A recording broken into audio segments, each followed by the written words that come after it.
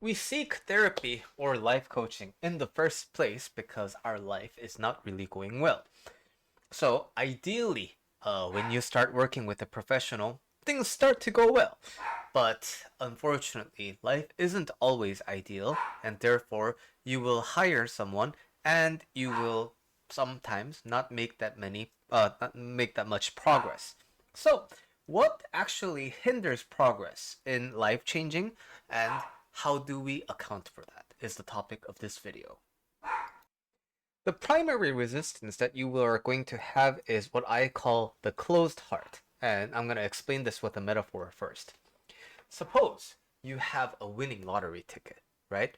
And you just don't know it yet because they haven't announced the numbers yet, but I'm just going to, for the sake of simplicity, it's a winning lottery ticket.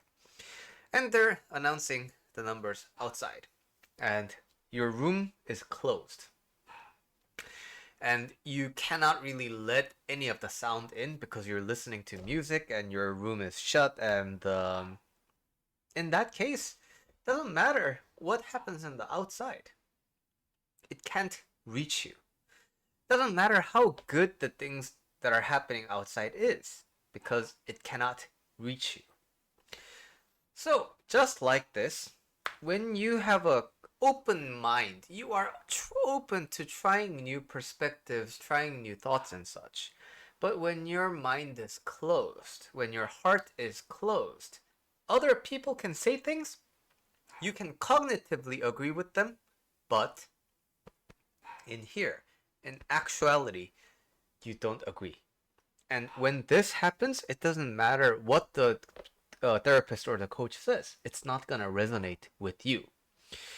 So, the only way to change in that case is to change your mind by yourself inside of your room. But if you knew how to do that, you wouldn't be working with someone in the first place, right? So, what causes this closed heart syndrome?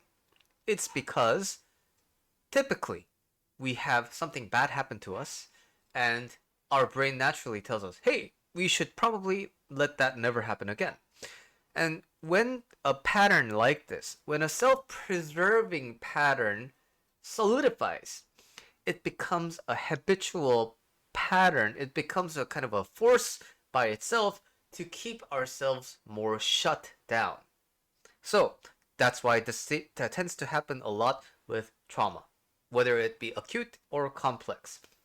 You have something life altering happen to you, and to your mind, regardless of any other thing that might be going on in your brain, self preservation is going to have the top priority.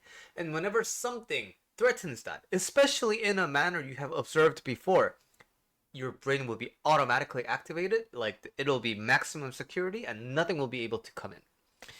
So, another thing to account for is sometimes our brains are naturally resistant to outside feedback. It's a form of autism. If you're on the spectrum for autism, this can be your case, where you see what other people are saying all the time, but you just don't get it. And now, how do we account for this when we work with our provider? Well, one thing is considering drugs. Because why? It's still an operation of the mind. And if you have neurotransmitters that aren't working, functioning properly, then it might make sense to make those work properly, function properly. So, for this, you would need to work with the psychiatrist who can prescribe medication and who can also monitor the results of it, keep in contact with you to see whether the medication is right or wrong for you.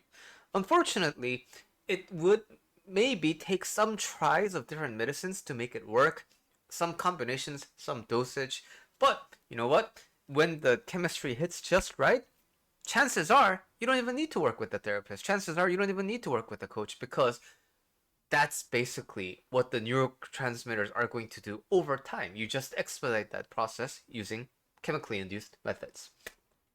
And the other solution to this is sort of increasing your exposure to the thought that you want to introduce into your life. So this may be working more frequently with your provider, having visual reminders and audio reminders of the things that you are going to introduce into your life.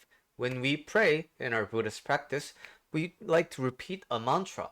And so if something is if a key concept is something that your therapist or coach recommended and you want to make it land into your life, uh doesn't seem like much, but a great way to integrate it into your life is every day when you're doing your morning practice, you can repeat the mantra. Thank you, life. Everything is fine with me. Thank you, life. Everything is fine with me. Thank you, life. Everything is fine with me.